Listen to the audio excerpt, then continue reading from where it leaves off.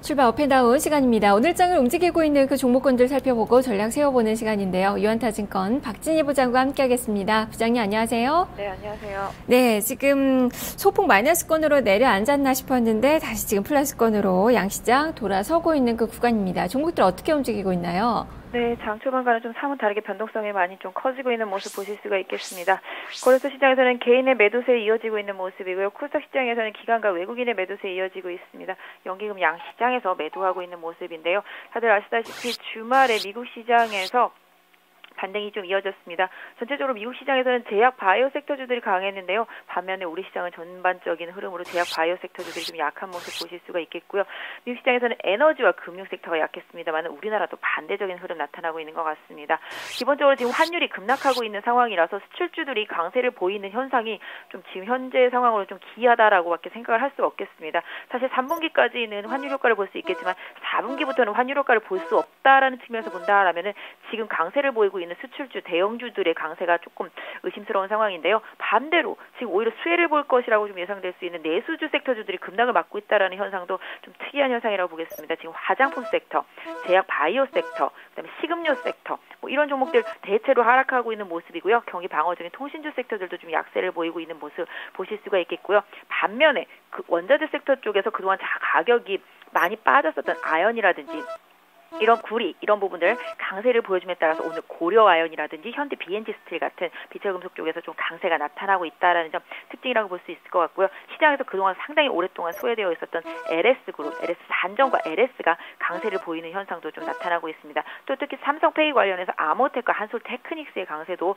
지속되고 있는 모습 보실 수가 있겠고요. 엔터 섹터도 일부 좀 반등하는 모습들이 종별로 좀 나타나고 있는데요. YG엔터, FNC엔터, 키스트, 로엔 등도 좀 반등에 나서고 있는 모습이고요. 오늘 삼성전자와 하이닉스가 좀 약세를 보이고 있는 점이 특징이라고 볼 수 있겠고 자동차 섹터와 부품주 섹터 전체적으로 좀 약한 모습 그다음에 환율이 좀 빠지고 있는데 호텔신라가 좀 오늘 좀 많이 하락하고 있는 모습 좀 나타나고 있고요. 전반적으로 시장에 있어서 그동안 좀 상대적으로 덜 올랐던 쌌던 섹터들이 계속 부각되고 그동안 많이 올랐던 섹터주들이 실적에 비례해서 주가가 비싸다라는 영향도 있을 수 있겠습니다만은 계속 하락하고 있는 내수주의 모습들이 오늘 좀 특징이라고 보시면 되겠습니다. 네, 자 그러면 오르는 종목부터 차근차근 보도록 하겠습니다. 자 오늘 비철금속 쪽에 강세가 두드러진다라고 좀 말씀해 주셨는데 고려아연이 지금 한 5% 넘게 오르고요. 현대 BNG 스틸도 6% 가까운 상승권입니다. 풍산의 강세도 좀 두드러지게 나타나고 있어서 지금 철강 금속업종의 강세가 유가증권 시장에서 가장 두드러진 시세 움직임을 형성하고 있는데요. 자 이쪽은 전략 어떻게 주실까요? 네, 런던 금속거래소에서 아연이 10% 넘게 상승을 했습니다. 그러다 보니까 전체적으로 많이 급등을 하고 있는 모습이고요. 글렌코어의 아연 감산 발표에 영향을 받았다라고 보시면 되겠습니다. 그러다 보니까 고려아연 급등했습니다. 전 고점을 넘어서면서 57만 원까지 찍었는데요. 그 이후에 빠르게 하락하고 있는 모습 보실 수가 있겠습니다. 상승 초반, 장 초반에 갭상승을 다 지키지 못하고 일단 내려오고 있는 모습인데요. 그럼에도 불구하고 51만 원대 강하게 이탈하지 않는다라면은 일단 고려아연 보유하신 분들은 좀 유지하시는 게 좋을 것 같고요. 그런 것 때문에 아마 LS하고 LS산전도 구리와 관련해서 오늘 상승하고 있다라고 봐주시면 좋을 것 같고요. 현대 BNG 스틸도 니켈 쪽이죠. 니켈도 워낙 많이 바닥권에 있었던 그런 섹터라서 최근에 반등에 대한 기대감 살려지고 있는데요. 역시 현대 BNG 스틸도 급등하면서 121선에 저항 맞고 12,000원대에서 좀 조정받고 있는 모습인데요. 현재 보유하고 계신 분들 역시 11,000원 지선으로 설정을 하셔서 현대 BNG 스틸은 좀 보유하면 되지 않을까 싶고요. 풍산 같은 경우도 오늘 상당히 좀 많이 올라 있는 상태죠. 대부분이 오늘 윗꼬리가 달려 있습니다. 직전 고점 부근에 한 28,000원 부근에서 풍산도 좀 저항이 나타나고 있다라는 점 염두에 두실 필요는 있겠습니다만은 약 한 26,000원대 중반에다가 지선 설정하셔서 일단 홀딩은 해보실 만할 것 같습니다. 네.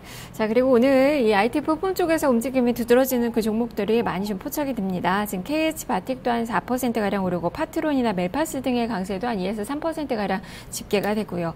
아모텍이 가장 강해요. 지금 6%의 상승. 삼성페이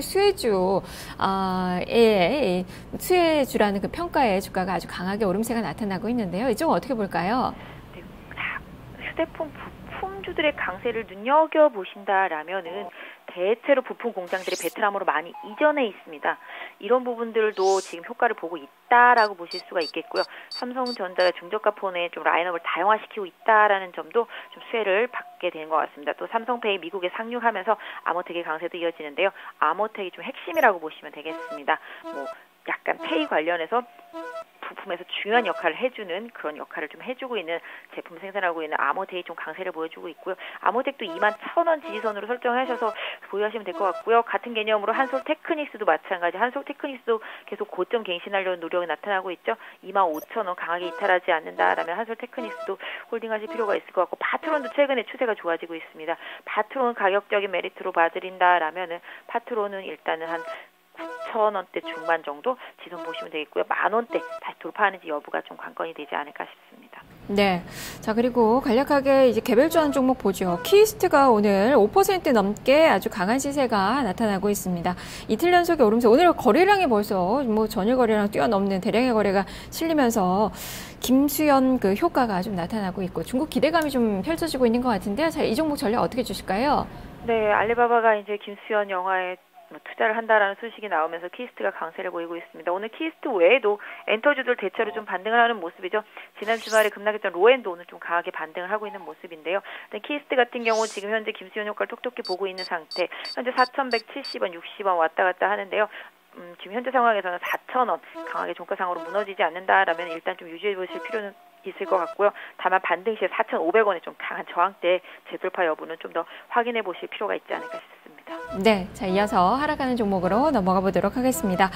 자, 오늘 이 시가총액 상위권 종목군 중에서 삼성전자가 오늘 또 나흘 만에 마이너스권으로 전환된 모습이고요. SK하이닉스도 1%가량 좀 밀리는 그 모습이 나타나고 있습니다. 이 종목군들, 반도체 관련된 그 종목에도 영향을 좀 많이 미치고 있는데요. 전략 어떻게 세워볼까요?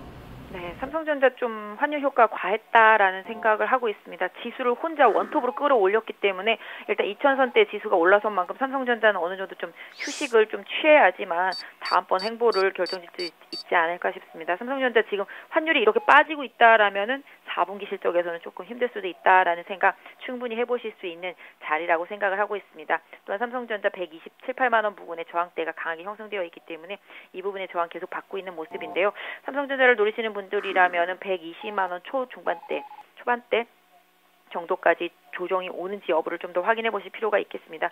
개인적으로는 한번 120만 원을 좀 깰 수도 있다라고 생각을 하고 있는데요. 현재 지금 흐름상으로는 일단 외국인과 기관의 수급이 워낙 최근에 좋았기 때문에 순식간에 단기적인 조정보다는 좀 서서히 진행될 수 있는 가능성 염두에 두고 있는데요. 일단 실적 기대감 이런 부분들이 일단은 3분기 이후로 좀 어렵지 않겠나라는 시장의 좀 우려감이 주가에 좀 많이 반영이 되고 있는 것 같고요. 하이닉스도 그런 맥락이지 않을까 싶습니다. 그래서 전체적으로 상대적으로 삼성전자에 가려져서 덜 올랐던 섹터들이 오늘 좀 부각이 되면서 그 부분을 좀 메워주는 하락이 아닌가라고 보여지고 있고요. 그런 부분에 있어서 지금 조선주와 화학주, 그다음에 철강주 이런 섹터 쪽에 순환매가 계속 이어지고 있다라고 보시면 되겠고요. 건설 섹터도 그런 측면에서 같은 흐름이 나타나고 있다고 보시면 되겠습니다. 네, 알겠습니다. 말씀 잘 들었습니다. 네, 감사합니다. 네, 지금까지 유한타증권 박진희 부장과 함께 출발 업앤다운 살펴봤습니다.